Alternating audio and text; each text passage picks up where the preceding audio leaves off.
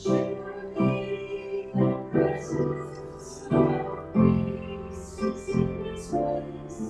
I can feel its loving power and its grace. There's a holy truth within us that will never replace. Surely the presence of peace is in this place. Surely the presence of God is in this place. I can feel its tender power and its grace. There's a holy light within us. There's nothing but erase. Surely the presence of God is in this place.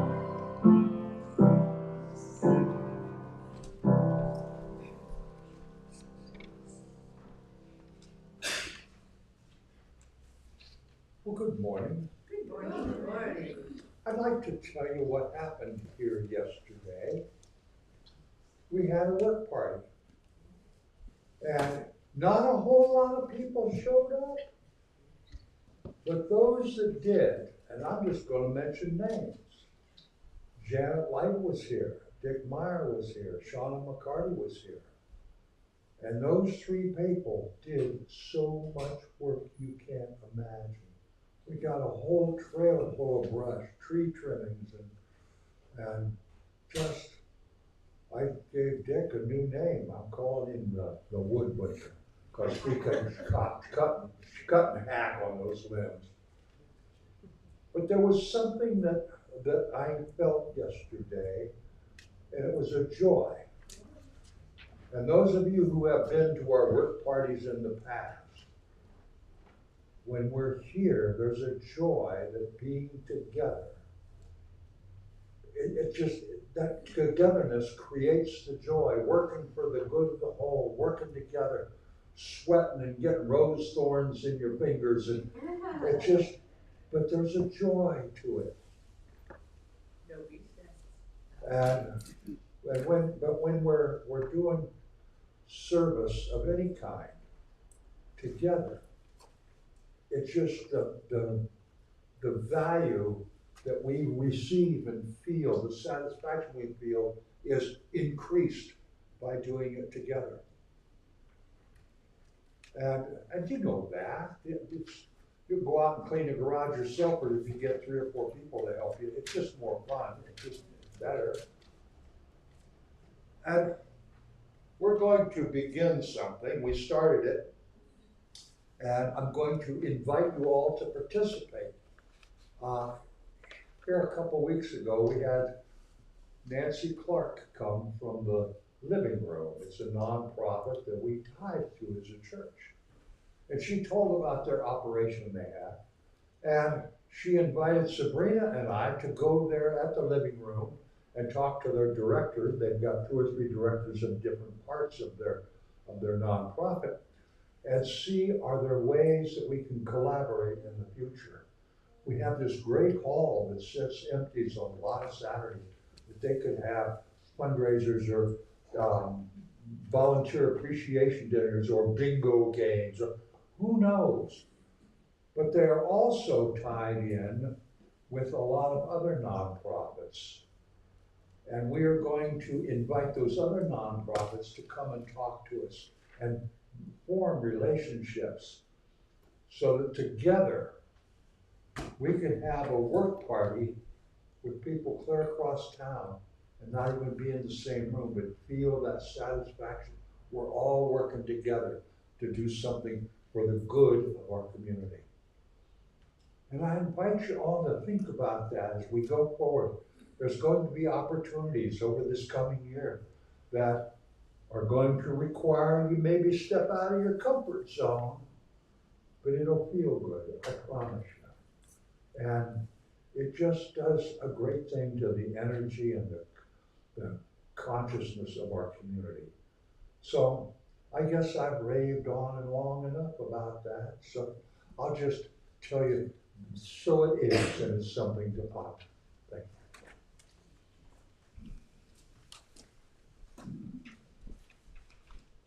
you. Good morning. You want that light on, Kelly? No, I actually prepared not to. Well, I hope that you're wondering when I'm Move over going by to. the microphone, sweet. Yeah. Thank you. You're welcome. I'm hoping that you're wondering what I'm going to talk about, because the topic is curiosity. It is said that curiosity is the cure for boredom. But there is no cure for curiosity. We've all felt it about something or someone, and this is good because inquisitive behavior sparks exploration, investigation, and learning. Aren't we glad Benjamin Franklin was passionately curious about what would happen when lightning struck a metal key on his kite? His scientific curiosity certainly was, and excuse the pun, enlightening. Our physical world is full of inventions on every level. Think of all the medical advancements, space explorations, and instant communication made and being made, all started with curiosity. The fast pace of new technology can be overwhelming, but thanks to media, strangers in other parts of the world are no longer so strange, as we can see and hopefully relate to the humanity in all of us. We truly are one, which leads to thoughts about spiritual curiosity. We all share the desire to know why we are here and what comes next. So I want to ask you, what spiritual curiosities are happening in your inner world? How and what have you been investigating and learning lately to keep from becoming spiritually stagnant? I have a little story of how interest can rejuvenate. The other day I watched my elderly cat as he was in the act of exploring a new hole. His eyes physically changed, becoming wider and less cloudy. His body moved with precision. Curiosity does not kill the cat, it energizes him. So much so that in this case, the years seemed to fall away. In that moment, he became a younger cat. Seeing this transformation inspired me to write a very short poem, initially about him, but in reality, about us. When eyes darken with curiosity, aging disappears. Kelly, thank you very much. I think I want to come over and see what your cat was doing. Was that a hole you said he was exploring? Yeah. I want to come over so I can feel younger too. Good morning. Oh, as I said, we had a work party yesterday, had a board meeting today. It's just, there's a lot of stuff going on. Next Sunday, or next Thursday, this coming Thursday, Women's Spiritual Book Study is going to meet right next door at 9:45 till 10. And there'll be coffee and there's usually good things to eat. Is that not correct? I think we're meeting at Valley Village next week. Oh, is that right? Yes. Finally got done over there. I think so. Okay. I think that's what George said last time. Oh, okay. I'm not positive, but that's what I. All right. Well, it'll be someplace. Yes. And if you weren't there, you missed it. So anyway, the 28th will be our potluck. Is there anything else going on this month that I've neglected to talk about? We got one more week for the food barrel. You can take advantage. And if you shop at Oliver's or most of the grocery stores, what's that thing called we get kickback from? Community card. Community card, okay. And you get a little card and you show it when you check out. We get money every month. It's great. November 18th, Friendsgiving. November 15th. 15th, 18th. I'll tell you a little story. There's a couple who live up the street, and they've rented our hall in the past for private parties and stuff, birthday parties and whatnot. And their last name is Steckler. And she called me and said, Pat, I wonder if we could rent the hall, because I want to have a Thanksgiving, and I want to invite people who probably wouldn't have a Thanksgiving. People that are by themselves, or maybe a little hungry, or not doing all that well. And I said, well, what if you included the church in that? She said, oh, that'd be great. I said, then there'd be no rent, and we could kind of work together. She said, one stipulation is I want to buy and do all the cooking and the food. But everybody, that's what they want to do. That's their gift. But she said, yeah, we can fill that place up. That'd be great. And it's by invitation, so everybody has to know. If you know of a couple people, we have to have a reservation list. But we're going to have a planning meeting for that here in a few weeks. So I'm just putting that out there. I think it's a marvelous idea. And we could just have a place for people to come that may not have a Thanksgiving, and have our little family right here in the hall. And so there'll be more to come about that as we learn more. We set the meeting for the planning of that. So we don't have to do anything except maybe some dishes and set up tables, and I think it'll be a fun thing. Anything else that I'm not remembering to say? Would you turn on the fan? Yes, I can do that.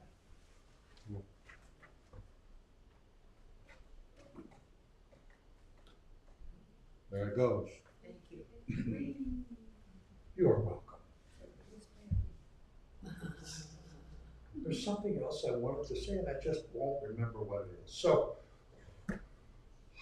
instead of being upset with myself for not being able to remember in a timely fashion, not that I forgot, but just that I didn't remember in a timely fashion, I think we should all stand up and reaffirm to ourselves, I love myself just the way I am. Shall we do that?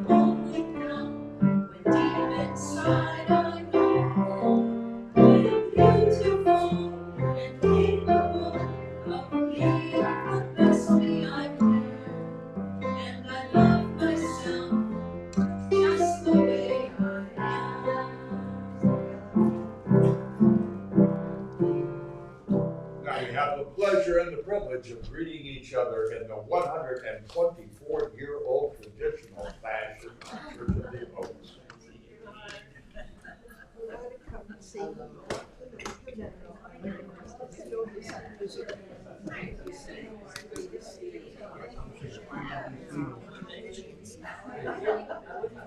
You're very gracious to say that. That was very right?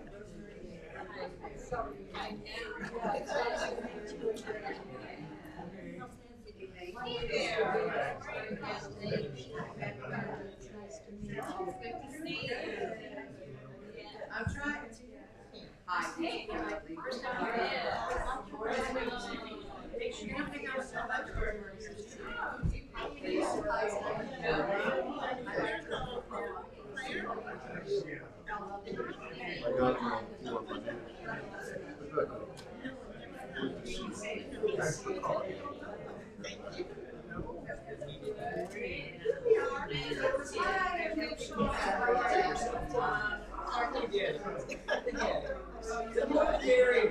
I do.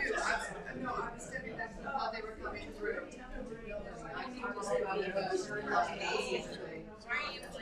got you. You come in.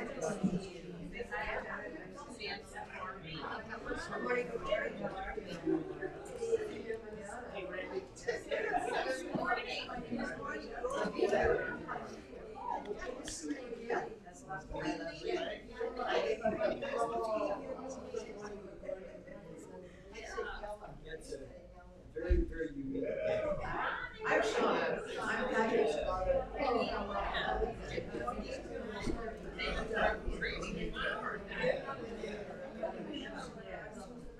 What are you wrong?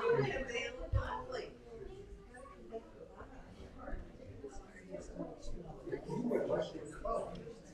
Hi, how you doing this morning? I'm doing better. Yes.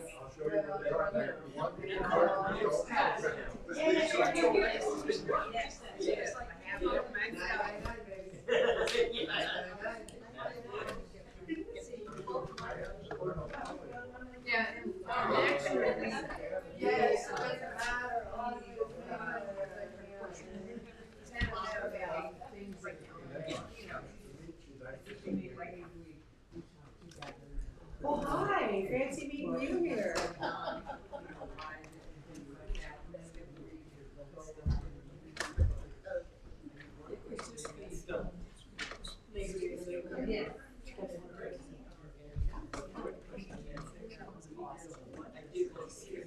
I am very.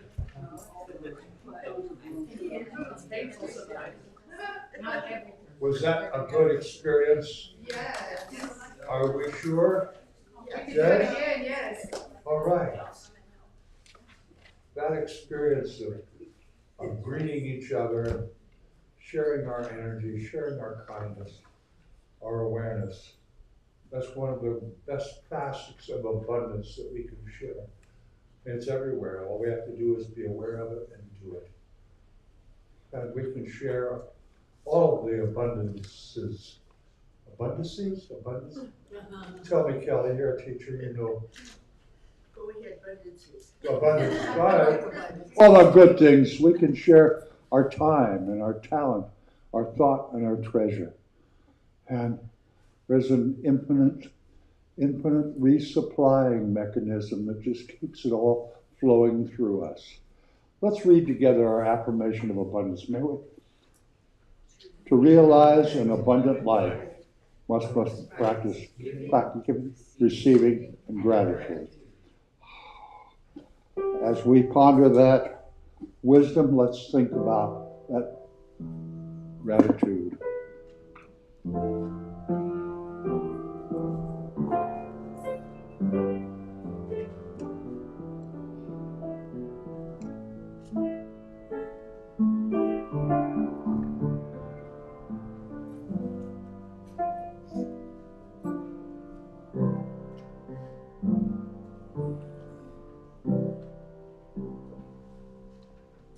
As we prepare for our meditation this morning, let's sing together, I Clothe Myself Safely Round, number 66 in the Wings.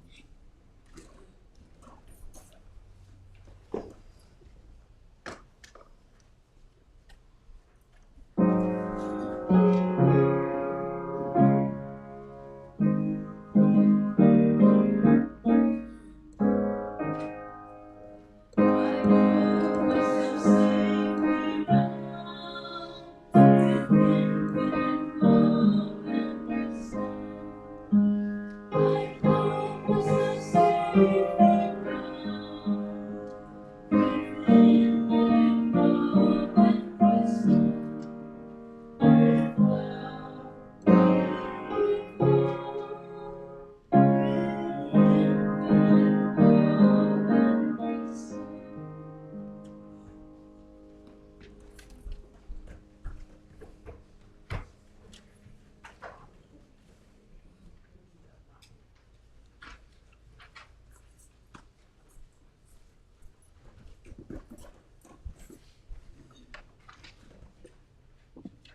Good morning, everyone. Let's begin with some quieting breaths.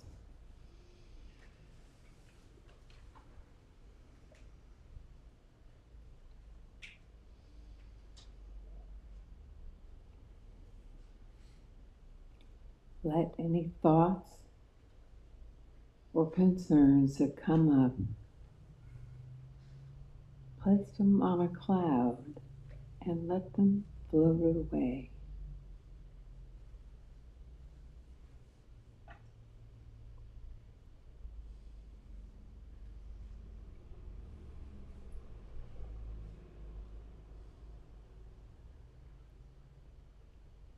In your mind's eye, imagine you are at your favorite beach.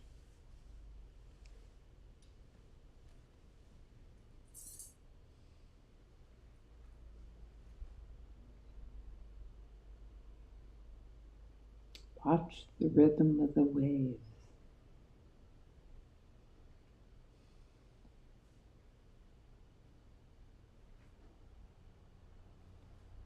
With each breath, breathe in light.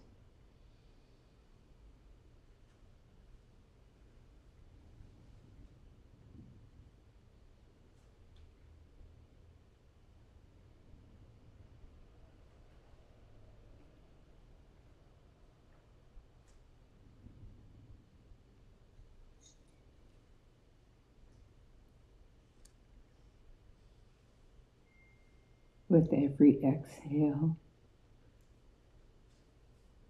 there is a feeling of peace as the wave washes over the sand.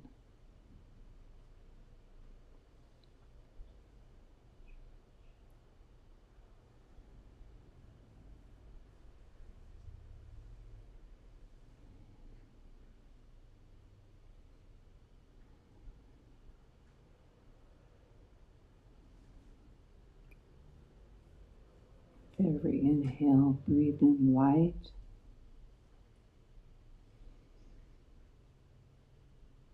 With every exhale, there is a feeling of peace as it washes over the sand.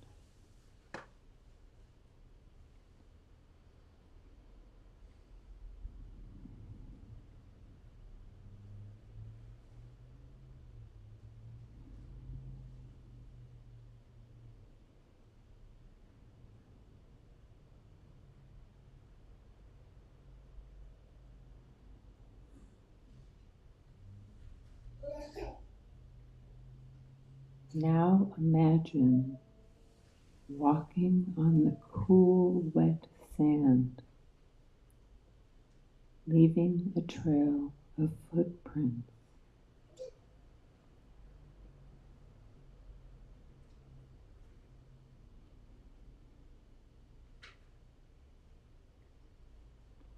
You glance back at this trail of footprints left behind.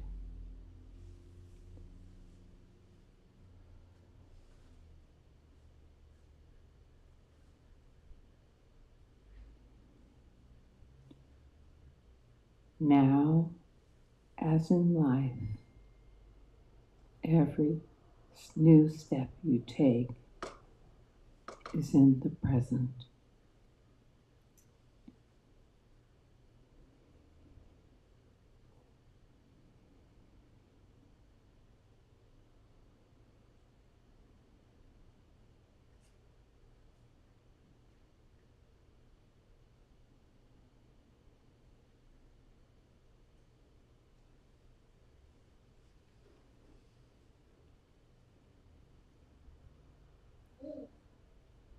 Namaste.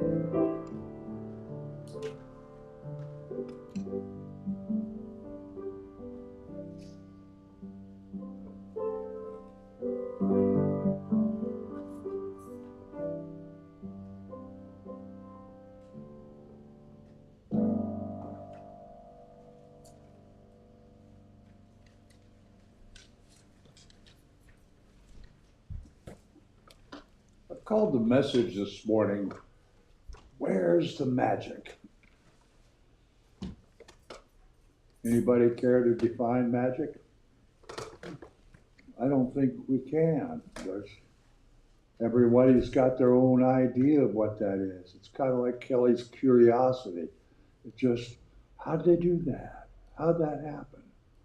What makes that work? You know, when we're stuck in our, I'll call it our little selves, in our smaller selves, we go through this life planning and plotting and scheming and working and dealing with the dramas and the chaos and all the stuff every day, and we get disappointed from our expectations. And we're working so hard to get ahead. There's not much magic in that. Just the chaos and the strife and the pain and the anxiety. But as we get to be older adults, sometimes we get that feeling of magic, that we are experiencing a magical event. Like when we go out to Armstrong Woods, or maybe go out by the ocean, or maybe up on top of Mount Hood. Maybe it's sitting there having a full conversation with our cat or dog, and everybody understands. How's that possible? There's some magic going on there. Because we're not stuck to our smaller self. We're not caught up in the quagmire of chaos of our physical treadmill lives.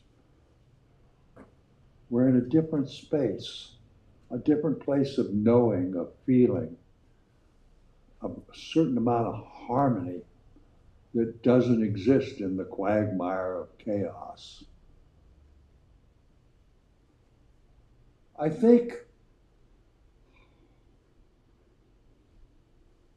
wonder if maybe, I'll save that for a second. You know, this week we celebrated, or remembered, celebrate isn't the right word, remembered, recalled, 9/11, 2001.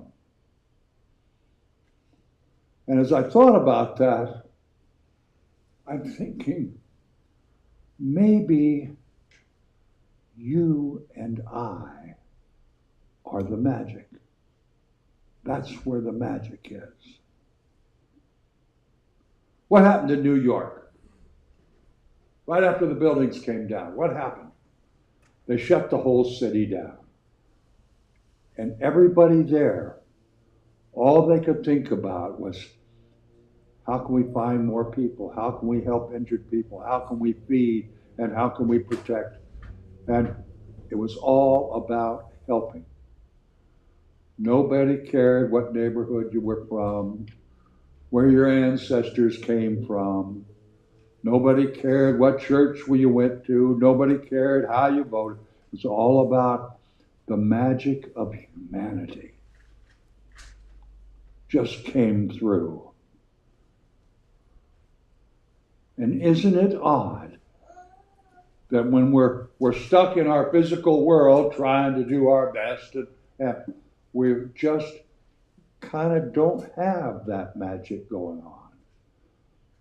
But why does it take some sort of an emergency or terrible disaster for people to step out of their little self and actually become and do what they're on this planet to do?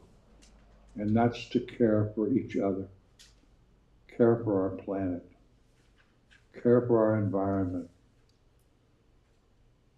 We witnessed that and experienced that right here in Sonoma County.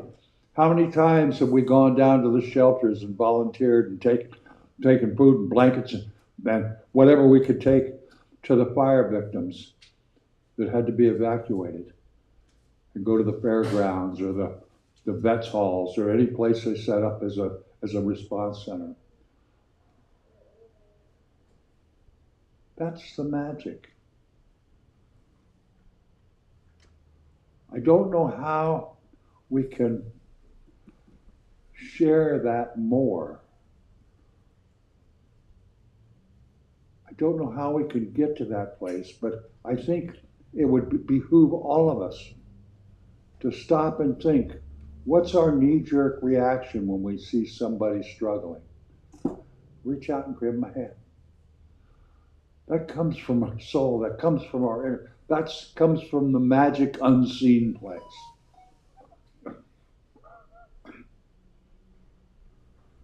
And I see so many people who have forgotten the magic. And I think it gives us a great opportunity to show the next door neighbors, show the people that are angry or afraid. You don't have to be.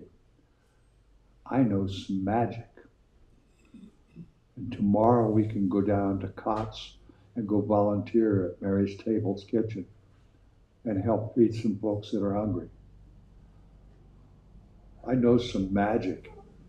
We can go to Council on Aging and volunteer down at Meals on Wheels so that hungry people can get fed.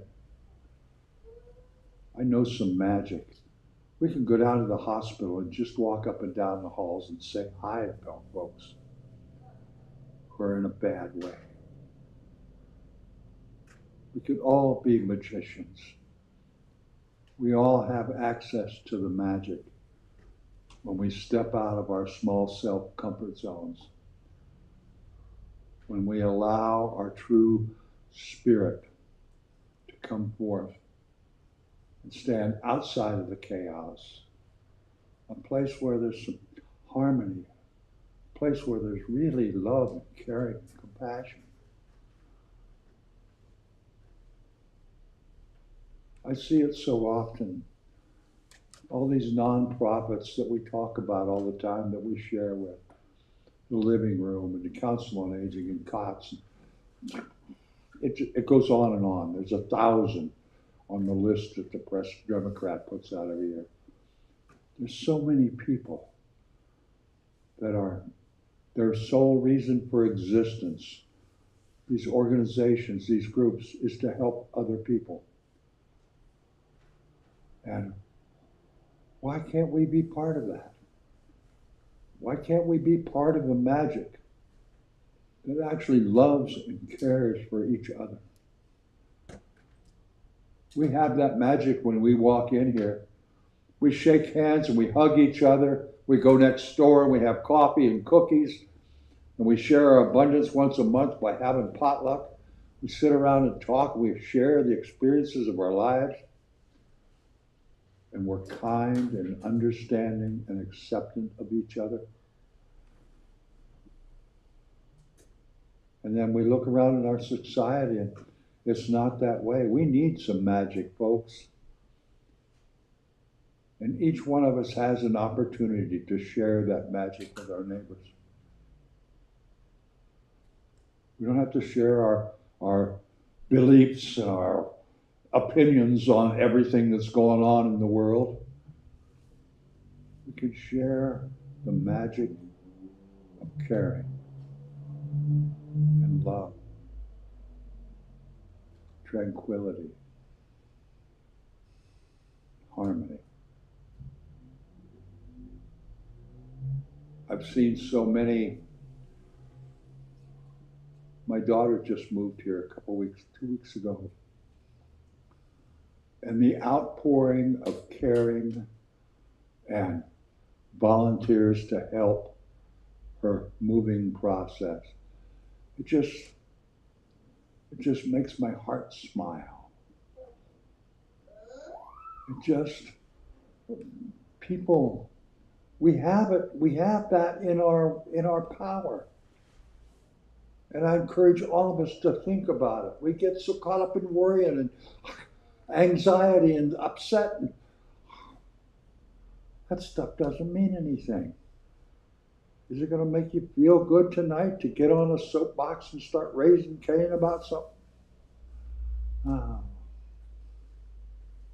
But when you gave a homeless guy a box of cookies and a Big Mac, you can go to sleep tonight with a smile on your face. You can when you just have something nice to say to someone. Just that energy of something pleasant being passed from person to person changes the consciousness of this world. And I think it's not only our privilege, a gift to ourselves, but I think it's a responsibility that we have for us to share our magic. Our society needs some magic. We need each other. We just keep hearing all about this stuff that separates us. No, let's do what we can to make it quieter and kinder and more accepting.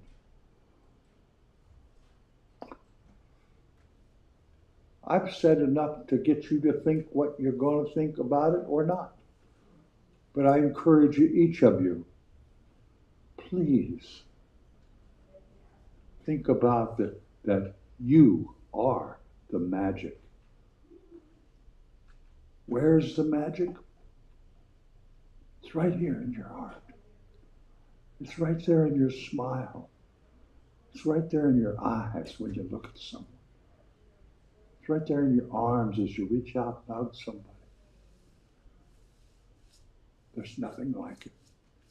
Nothing feels like that magic. So, take some home with you today, or not. It's up to you. That's what I came to say. So we're going to stand up and sing